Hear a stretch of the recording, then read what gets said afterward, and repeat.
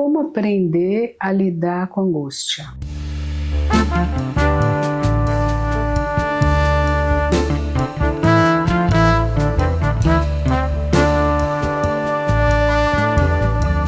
Bom, só essa pergunta ela já revela 3 coisas que a gente vai conversar hoje. Existe angústia, certo?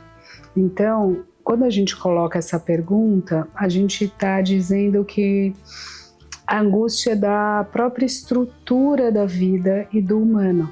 Não necessariamente é uma patologia ou algo que você teria que tomar um remédio ou uma varinha de condão para fazer explodir a angústia. Sai, né?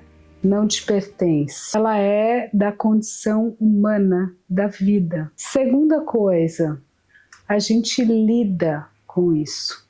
Lidar com a angústia. Ela é lidável. Ela é exterminável? Não, não é.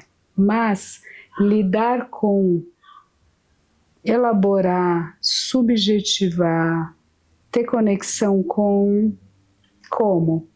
Que a gente vai discutir.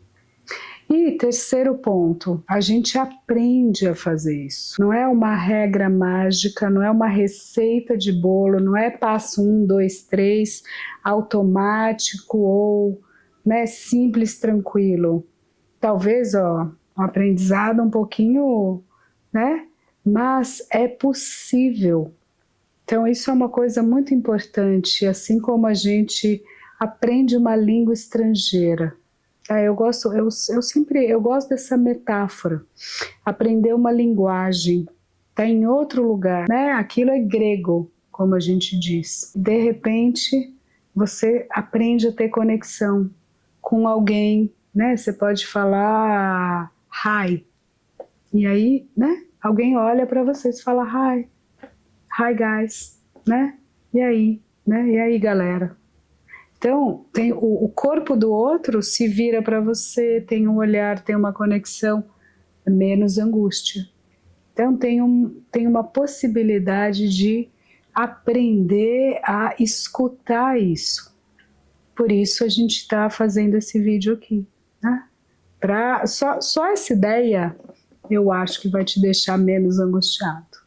A ideia de que a gente pode se conectar com algo que antes era grego, te deixava como se fosse num sonho, aquele sonho onde está tudo acontecendo, aquela torre de Babel, falando várias coisas, pessoas que estão ocupadas com suas próprias histórias, indo de um lugar para outro, e você está ali um pouco sozinho, perdido, no meio de um nada, num vácuo.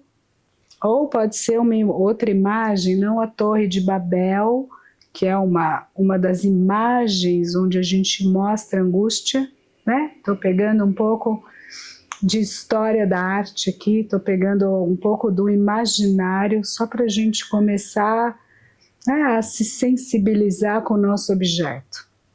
Então pode ser a Torre Babélica, ou algo como o Bosch com o Jardim das Delícias, o tríptico, e a gente tem aquela primeira parte que é quase uma representação do inferno, aquela coisa que é vermelha, quente, horrorífica, monstruosa, aquele lugar.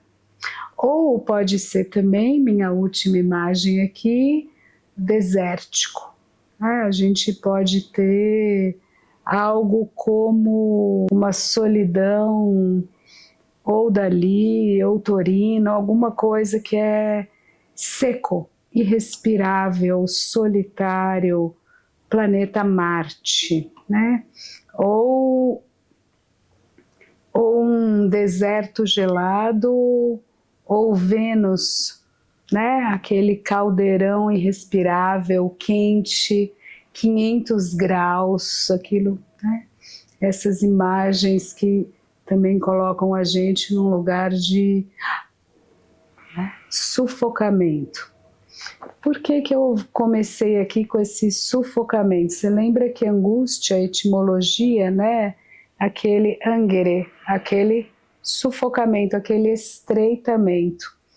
Se estreita aqui e você fica, né? Essa é um imaginário. Por que que ele é interessante para a nossa discussão aqui? Porque o próprio, né, disso que a gente nomeia e já nomear é interessante, né? É uma falta de ar, é uma falta até de palavras. A gente pode até dizer, e essa nomeação ajuda, mas a própria sensação, ela é como se tivesse um vácuo de linguagem, um vácuo de simbólico. Tanto que muitas vezes, numa chave lacaniana, a gente vai dizer que é uma entrada, né, um corte de real, uma seta de real, aquilo que, né, como se o sentido da vida aqui uma biblioteca, livros, cadeiras, pessoas, sol, luz, tudo isso de repente perde o sentido, perde o simbólico, as palavras, o significado, e você fala, por exemplo, o que é isso? Para que tudo isso? Qual o sentido de você fazer e levantar e acordar, ou lutar, trabalhar, se sustentar? Para que essa luta? Qual o sentido? Qual a direção? Né? O sentido num duplo sentido, com o perdão do trocadilho, né? No duplo sentido de ter uma direção, uma seta, um norte, um desejo de vida, e um sentido que organize esse real, que organize uma forma de viver, uma rotina, um lugar no espaço, um nome, né? Às vezes a gente vai fazer um papel, o auge do simbólico, um documento ou uma entrevista, Maria Homem, sexo tal, idade tal, lugar tal, profissão tal, né? Psicanalista, de repente você olha João, Pedro, José, idade tal, lugar na hierarquia da empresa tal, e de repente você olha tudo aquilo e diz, que é isso? E o sentido parece que derrete, se esvai, né? Sabe aquela figurinha derretida? Tudo parece que está lavado. E tudo que estava aqui se organizando se perde. O que é isso, né? Por que eu disse que tem algo do humano e da condição humana? A angústia, então, ela se conecta com o próprio enigma da vida. O que é que a gente está fazendo aqui? E o que eu estou fazendo aqui, desenho como projeto de vida aqui, nesse intervalo de tempo que eu tenho para estar vivo e respirando, né? Então, é da vida humana a interrogação. Por quê? Porque o humano é aquele ser que, também mistério, desenvolveu a consciência, a capacidade de pensar, de se interrogar e, portanto, de fazer muitas perguntas sobre o seu caminho, sobre o sentido da própria vida, sobre como ocupar e, né, se transitar nesse espaço-tempo. A gente tem um espaço-tempo, vamos dizer, grosso modo, para dar uma arredondada, com o melhor cenário atual para as novas gerações, você tem um século, né? A vida humana, grosso modo, era meio século, e talvez com alguma esperança, uns 70, 80, né? Bem, podendo andar raciocinar, falar, comer, né, fazer o seu percurso de vida sozinho, né, ingerir, digerir, jogar para fora o que você não quer, tanto em termos de comida, de nutrientes, quanto de símbolos, de pessoas, de vivências, de experiências. Então, isso é um primeiro peso, porque às vezes você para aí, você fala, pá, não sei o que fazer da vida, não sei, ou peraí, qual o sentido da vida? E se eu não consigo responder essa pergunta, qual o sentido da vida, então também não quero viver. Então, isso é uma angústia existencial tamanha que nada faz sentido, né?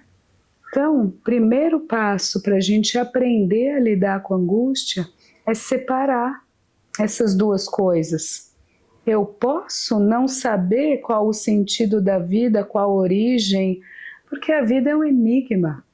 Então, a gente aceita esse enigma.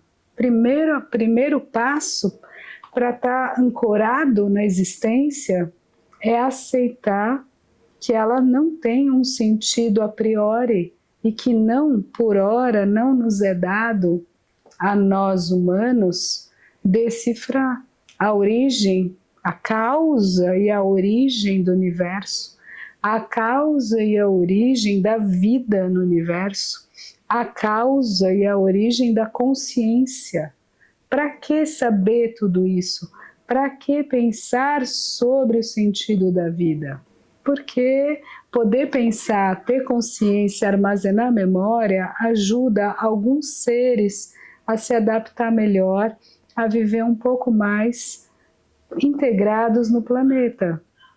A gente desenvolveu o córtex, neocórtex, pré-frontal. Cada vez mais a gente vai desenhando parcelas que ajudam a gente a ficar um pouco mais tempo e um pouco mais livre, diferenciadamente livre no planeta. É a nossa espécie humana, com o ônus de ter que fazer escolhas, ter que tomar decisões, ter que ficar com insônia à noite, com um pouquinho de angústia, pensando o que fazer, o que responder, com quem viver, com quem trabalhar, de que jeito se endereçar, como pagar os boletos, como interpretar o que seria as raças, os sexos, as cores, as religiões, as etnias. Será que tudo isso faz sentido ou não? Quem sou eu dentro dessa teia complexa? Então, a gente pode sim fazer da nossa vida algo mais rico, complexo, interessante possível, dadas as condições da vida com seu enigma e da nossa própria história e da nossa própria vinda à vida de um determinado momento histórico, numa determinada família, determinado país, cidade, daquele jeito. E o que a gente vai fazer com tudo isso que a gente recebeu, que a gente ganhou? Porque, gente, né, a vida é um presente. A vida é rara, é raríssima. Então, vamos receber, né? Receba e já que é difícil mesmo e já que ao fim e ao cabo estará perdida mesmo e terminará, para que a gente ter tanta angústia no meio da jornada, né? Vamos lá, vamos viver, vamos usufruir da graça que nos foi concedida pelos átomos, pelas partículas. É isso.